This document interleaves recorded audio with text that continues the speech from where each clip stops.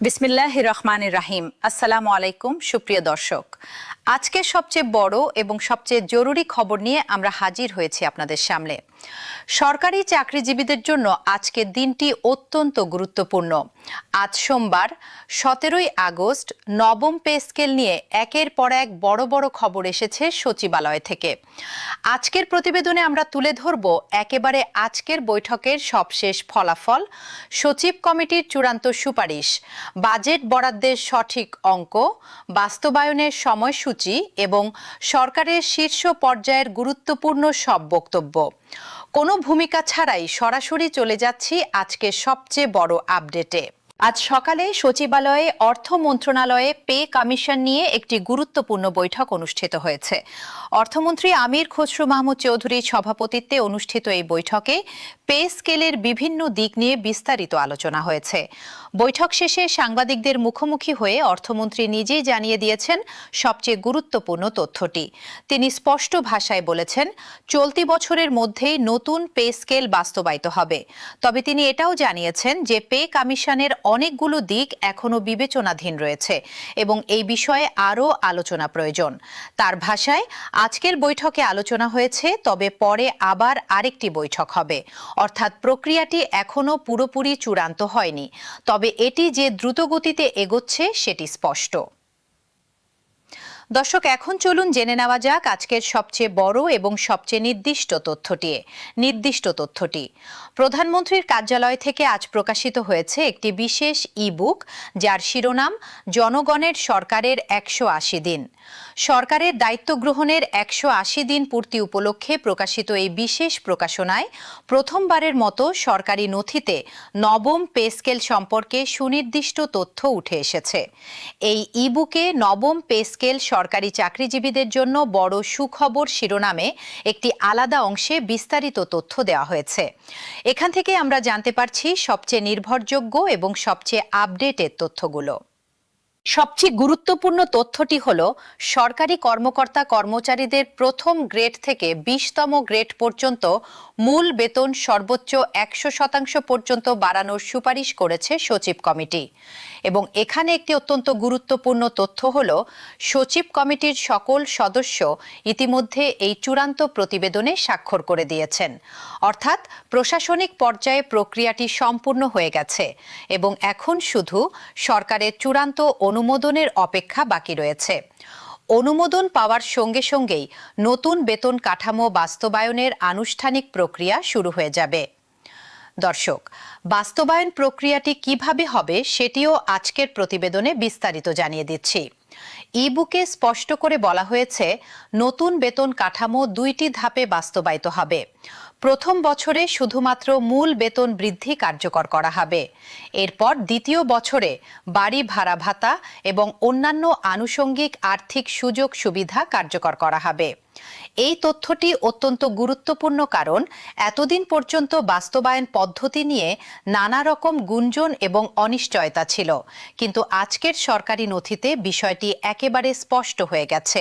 এবার আসা যাক বাজেট সংক্রান্ত সবচেয়ে সঠিক এবং সবচেয়ে সাম্প্রতিক অঙ্কের হিসেবে। ই-বুক অনুযায়ী 2026-27 অর্থ বছরে সরকারি কর্মকর্তা কর্মচারীদের বেতন ভাতার জন্য মোট 99,836 কোটি টাকা বরাদ্দ রাখা হয়েছে। আর পেনশন এবং গ্র্যাচুইটি সহ এই খাতে মোট বরাদ্দের পরিমাণ দাঁড়িয়েছে 1,41,434 কোটি টাকা।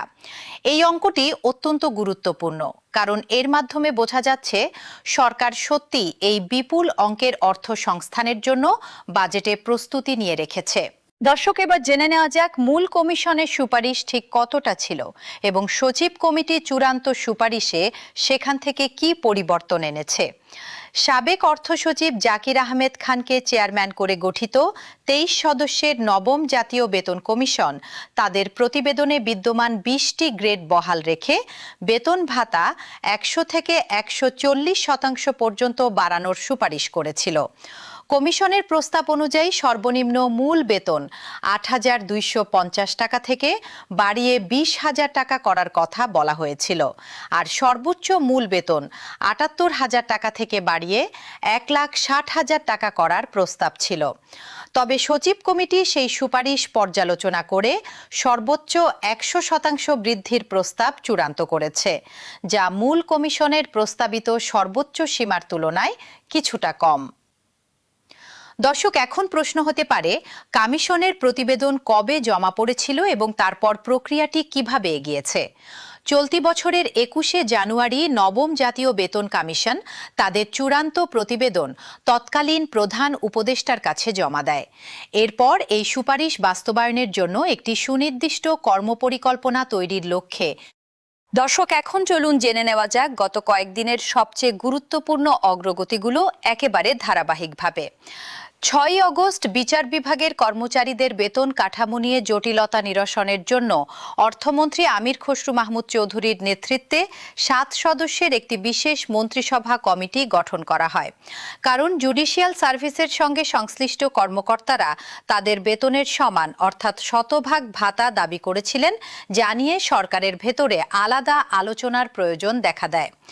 12 আগস্ট মন্ত্রিপরিষদ সচিব নাসিমুল গনির নেতৃত্বে সচিব পর্যায়ের একটি গুরুত্বপূর্ণ বৈঠক অনুষ্ঠিত হয়, যেখানে জাতীয় বেতন commission, judicial service pay commission এবং সশস্ত্র বাহিনীর বেতন কাঠামো সংক্রান্ত বিষয়গুলো একসঙ্গে পর্যালোচনা করা হয়।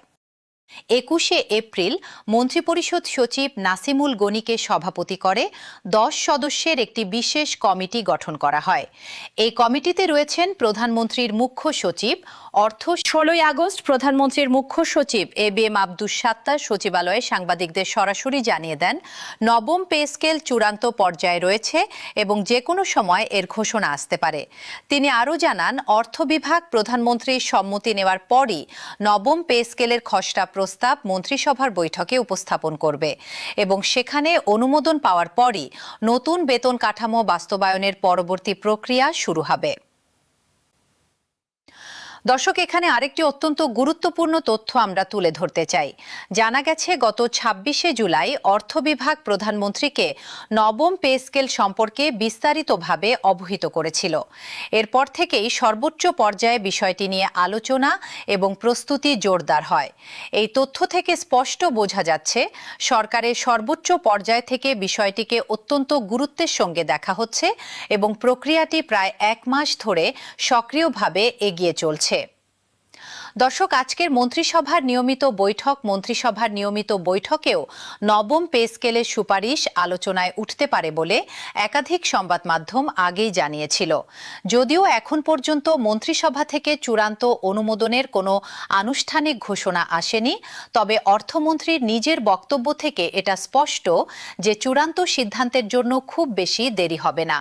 তার ভাষায়, চলতি বছরের মধ্যেই এই বেতন কাঠামো বাস্তবায়িত হবে, যদিও এখনও কিছু বিষয়ে আলোচনা বাকি রয়েছে এবং সে কারণে আরেকটি বৈঠক অনুষ্ঠিত হবে। দর্শক, একটি বিষয় বিশেষভাবে লক্ষণীয়। নতুন বেতন কাঠামো বাস্তবায়নের পর মূল্যস্ফীতি নিয়ন্ত্রণে সরকার কী ধরনের পদক্ষেপ নেবে সে বিষয়ে এখনও কোনো চূড়ান্ত সিদ্ধান্ত হয়নি বলে আজকের বৈঠক শেষে অর্থমন্ত্রী নিজেই জানিয়েছেন। তিনি বলেছেন, এই বিষয়ে পূর্ণাঙ্গ সিদ্ধান্ত নেওয়ার পর বিস্তারিত জানানো হবে। এই তথ্যটি অত্যন্ত গুরুত্বপূর্ণ, কারণ বিপুল পরিমাণ অর্থ বাজারে ছাড়া হলে তার প্রভাব বাজার দরের ওপর পড়তে পারে। আর সরকার এখনই দর্শক, এবার আসা যাক কর্মচারী সংগঠনগুলোর সাম্প্রতিক দাবি দেওয়ার প্রসঙ্গে।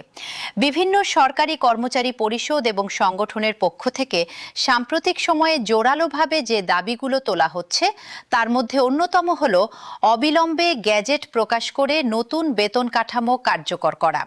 পাশাপাশি টাইম স্কেল এবং সিলেকশন গ্রেড পুনর্বহালের দাবিও নিয়মিতভাবে উঠে আসছে। পেনশন সংক্রান্ত দাবির মধ্যে রয়েছে পেনশন গ্র্যাচুইটির হার প্রতি ইউনিটে 500 টাকা নির্ধারণ এবং শতভাগ পেনশন সুবিধা পুনর্বহাল করার দাবি। এসব দাবির প্রেক্ষাপটে সরকারের সিদ্ধান্ত কতটা ইতিবাচক হয় তা নিয়ে কর্মচারীদের মধ্যে টানটান আগ্রহ তৈরি হয়েছে। দর্শক, একেবারে আজকের দিনের আরেকটি গুরুত্বপূর্ণ প্রশাসনিক খবরও এই প্রসঙ্গে উল্লেখ করা প্রয়োজন। আজই মন্ত্রিপরিষদ সচিব নাসিমুল গনি এবং সিনিয়র সচিব এহসানুল হকের চাকরির মেয়াদ বৃদ্ধি করা হয়েছে।